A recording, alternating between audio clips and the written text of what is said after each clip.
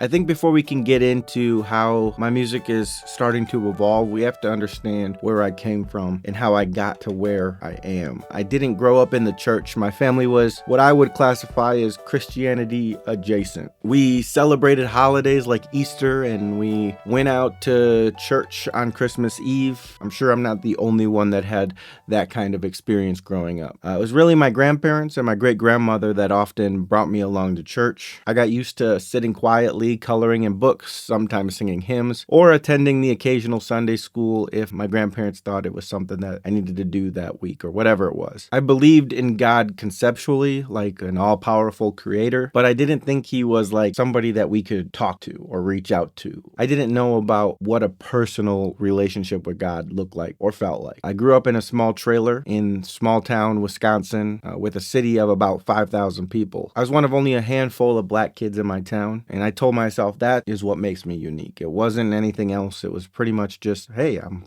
black.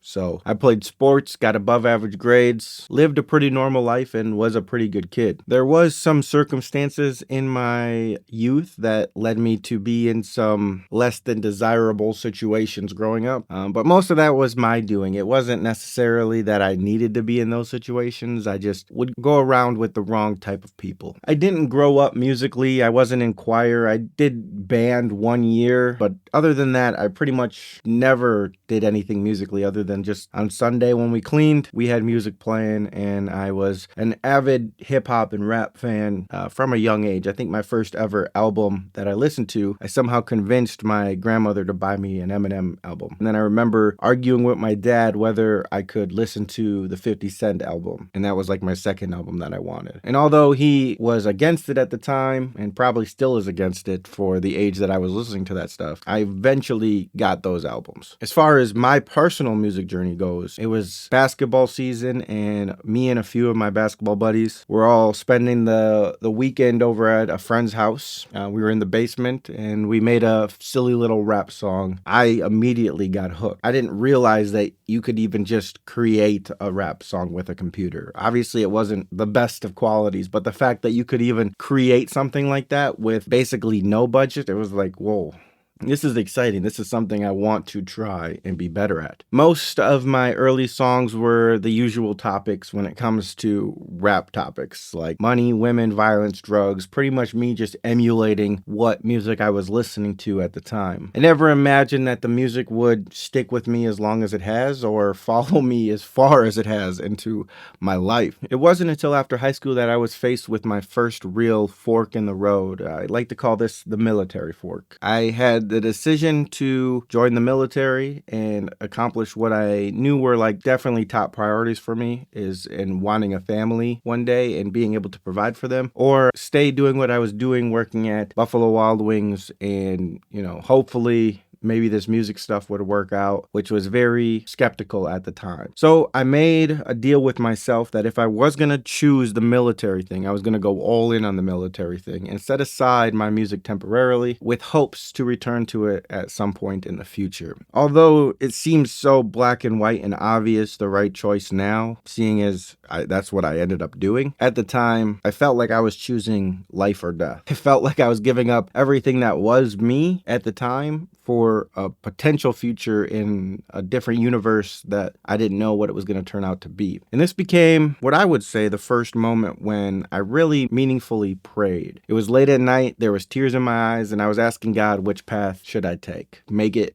obvious to me in some way. Like the universe, speak to me, tell me what I need to do. And God didn't just simply answer. He went out of his way to express the path that he wanted me to go down. And I, to this day, believe that is what he wanted me to do. There was TV ads, veterans that I've never talked to before stopping me and sharing their story with me. I would go to a fair and see a old guy, and somehow we would get on the subject of the military unprompted. There was songs on the radio, had lyrics that had to do with fighting and battles and things like that, to where it was like 1,000 signs pointing to this one decision. And even though I had doubts of who I had exactly talked to, my biggest argument at the time was that the only reason I believed that religion over other religions was I was born in the United States. I was born in the middle of Wisconsin. If I was born in India, I wouldn't have the same belief system. It was really not so much about which religion you believed. They all essentially were the same in my head. It was really just your environment that dictated what you ended up believing in. Before I could focus too much on which religion I wanted to claim, life started moving way too quickly for me. It was like as soon as I went to boot camp, a couple months later, I got married. And a couple months later to a year later, I had a child. And like within 3 years, I had a family. And it was almost like because I had faith and believed in the signs that I was given and followed and listened and obeyed, that I received the family that I so desperately wanted. So you would think at that point that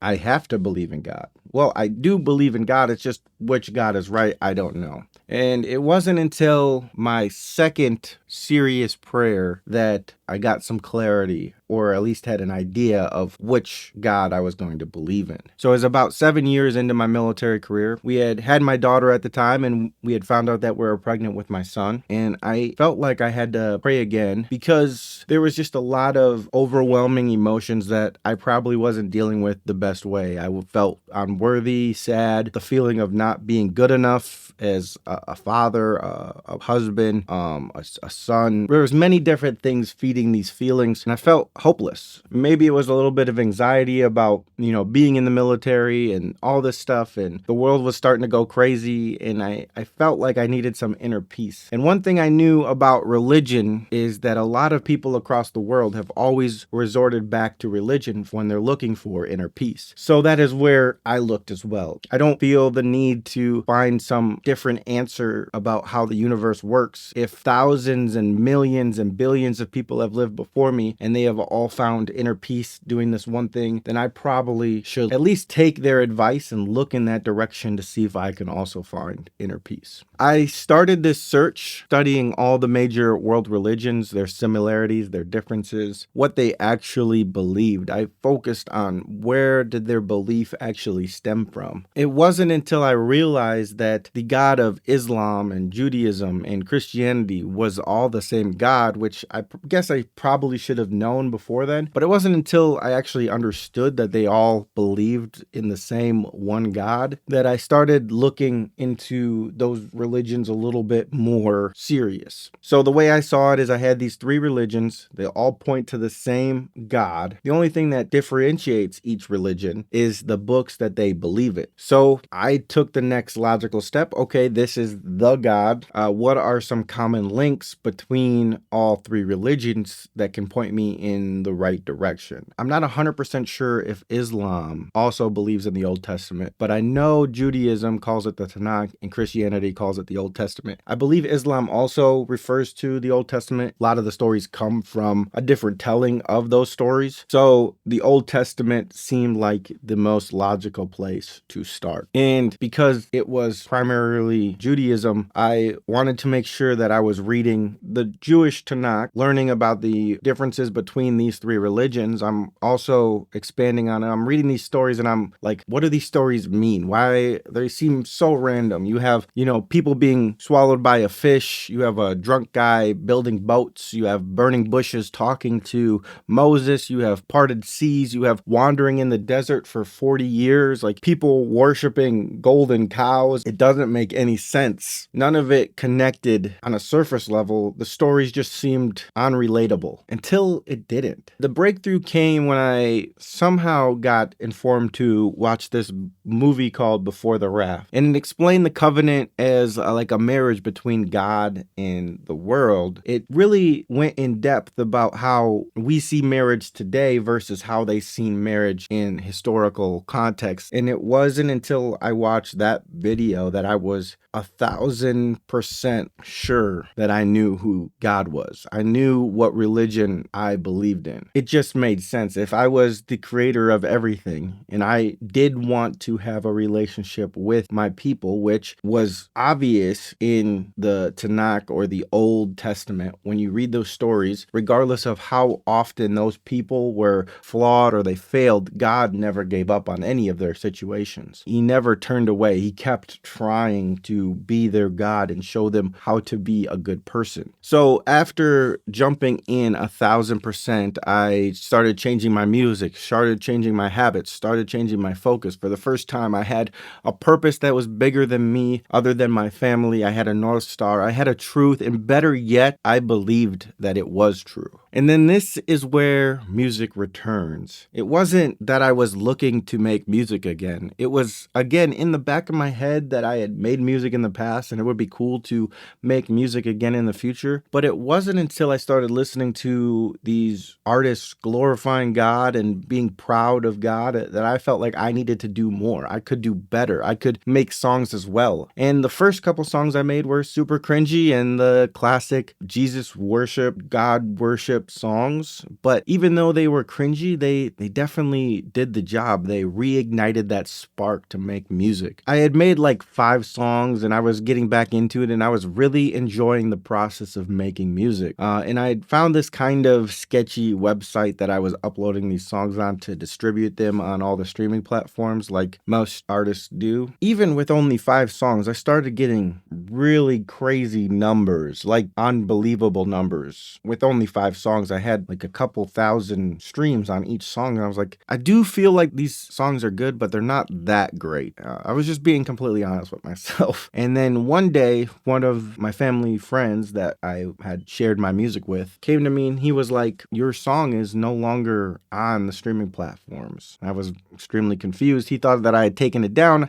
I didn't. It wasn't until later, I think that day, that I figured out that distribution platform I was using was botting my views on these platforms. I guess their model was they would bot smaller creator views to give them that joy, that satisfaction, and then they would upsell them like people of this many views do this level plan and they're going to get this much success. This was devastating to me. I felt like I was cheated, I was lied to, and most of all, I felt like, maybe this just wasn't something I was supposed to do. So again, I went to God and I was reading some passage and I wish I could remember the exact passage that I was reading that kind of reinvigorated my, no, this is still something that I want you to do. There was definitely another calling to us like, nah, you need to keep driving. This is just a temporary setback. It was kind of mixed with me knowing that I needed to improve my music overall. So I came up with a new plan. I wanted my music to still glorify God, but I also wanted it to be real and meaningful to people. I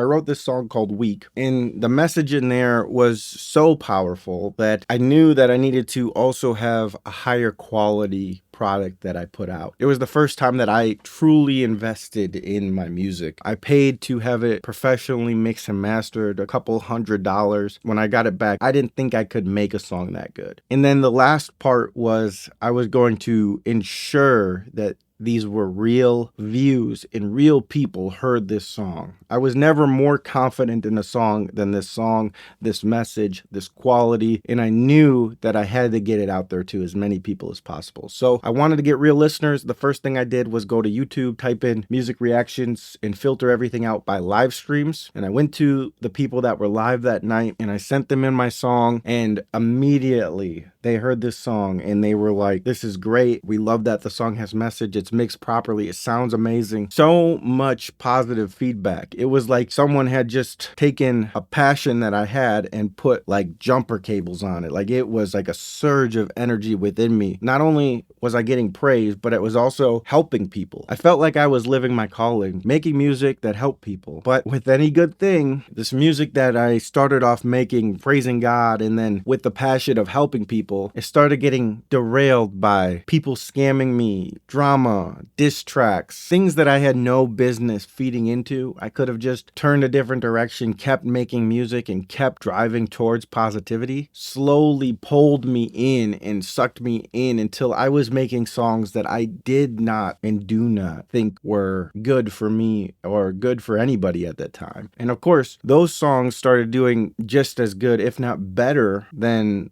the songs that had real purpose. So it was like a loop that the devil was trying to tear this good thing that God created in my life, take it and use it for evil or to break people down. Blaming the devil is like an easy out. It was really me. Like, it wasn't the devil. It was really me doing and saying things that I should not have been saying, being mean to people that I should not be mean to. The only saving grace was that through it all, I was continuing to read the Bible, learn, and trying to become more like Jesus. So it was almost like I was living two separate lives. I think it's because I never actually lost faith that I'm even here making this video in the first place. I really thought that if it continued down the path that it was going, that I was going to have to give up music altogether again. And I almost did. It's like I was struggling and God still continued to show me that he loved me, show me that this journey was right, show me that I needed him and he wanted me. On just a personal level, when somebody makes that amount of effort, if anybody makes that amount of effort in your life, you have to reciprocate it. I feel like it's only right that I continue to talk about God in videos like this or make songs that include topics about God. And I hope that I continue to make progress, that it continues to mold me into a better artist, a more creative individual. So this is my testimony. This is my relationship with God. This is how I got here. And I skipped a whole bunch of things throughout my life to make this as concise as possible, but I think the best thing that we can do in life is share our story, share our experiences so that other people who may be at different points in their path can see that there is another way. There is a God that is searching to get to you. There's a reason why you clicked on this video. He does love you. And with that, I don't know how else to wrap this up other than I love you guys so much. And until the next one, peace.